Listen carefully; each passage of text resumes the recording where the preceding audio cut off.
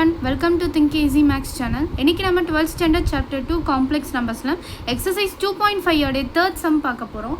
Question என்ன சொல்லிருக்காங்கன்னா which one of the points ஒரு point 3 point 2 point கொடுத்திருக்காங்களாம். அந்த ரெண்டு பாயிண்ட்ல எது வந்து 1 + i க்கு கிட்ட இருக்கு அப்படினு சொல்லிருக்காங்க. ஓகே, ஸோ இந்த மாதிரி கொஷின்ஸ்க்கான ஆன்சர் நான் ஏற்கனவே சொல்லியிருக்கேன், எக்ஸாம்பிளில் நம்ம டிஸ்கஸ் பண்ணியிருக்கோம்.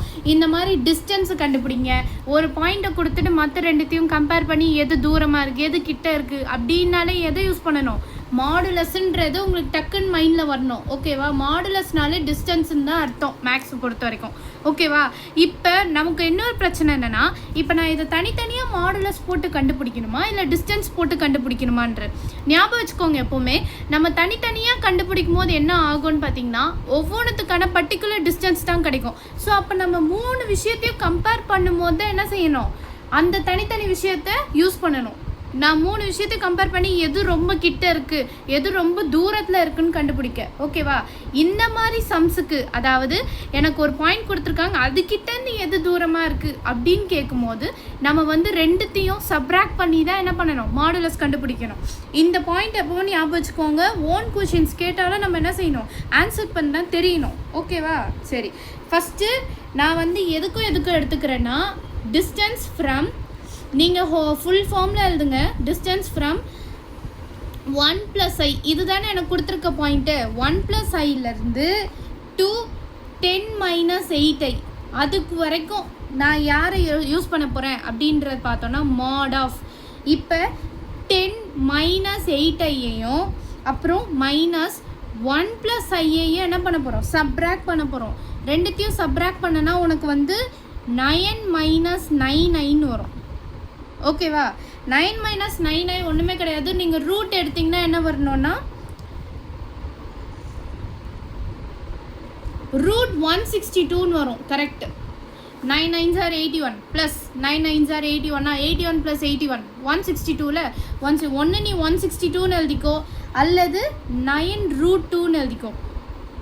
ஓகேவா, ஃபைன். இது எனக்கு ஃபஸ்ட்டு ஒன்றுக்கு. செகண்ட் பார்த்தோன்னா டிஸ்டன்ஸ் ஃப்ரம்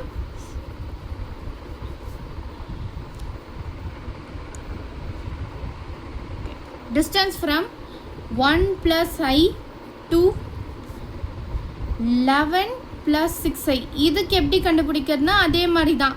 ஃபஸ்ட்டு 11 + 6i போட்டுக்கோங்க, அப்புறம் -1 + i அதுலேயும் சப்ராக்ட் பண்ணி போட்டிங்கன்னா உங்களுக்கு வந்து 10 + 5iன்னு வரும்.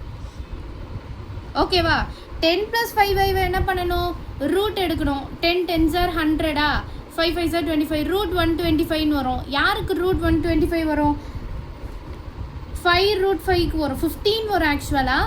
அதான் நம்ம பிரித்து எழுத முடியாது. ஸோ அதனால் நம்ம என்ன பண்ணிக்கலாம், 5√5ன்னு எழுதிக்கிறோம். ஓகேவா, ஒன்றுத்துக்கு எனக்கு 5√5ன்னு கிடச்சிருக்கு, இன்னொன்றுத்துக்கு எனக்கு 9√2ன்னு கிடச்சிருக்கு. ஓகேவா, இப்போ இவங்க 2 பேரில் யார் இருக்கிறதுலே கம்மின்னு பார்க்கணும்.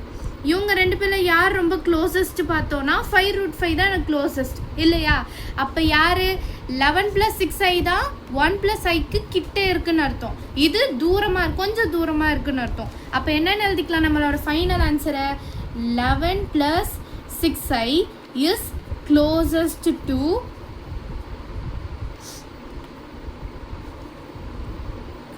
Closest to 1 + i.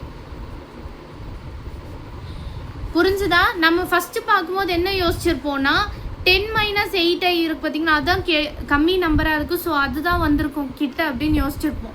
ஆனால் நம்ம சால்வ் பண்ணக்கப்புறம் தான் தெரியுது எது டிஸ்டன்ஸ் கம்மி, 11 + 6iயோட டிஸ்டன்ஸ் தான் கம்மி. ஓகேவா, ஸோ அதனால் அவ்வளோதான் இந்த சம். ஓகேவா, இந்த சம்மில் ஏதாவது டவுட் இருந்தால் கமெண்ட் பண்ணுங்கள். மறக்காமல் நம்ம திங்க் ஈஸி மேக்ஸ் சேனலை சப்ஸ்கிரைப் பண்ணுங்கள்.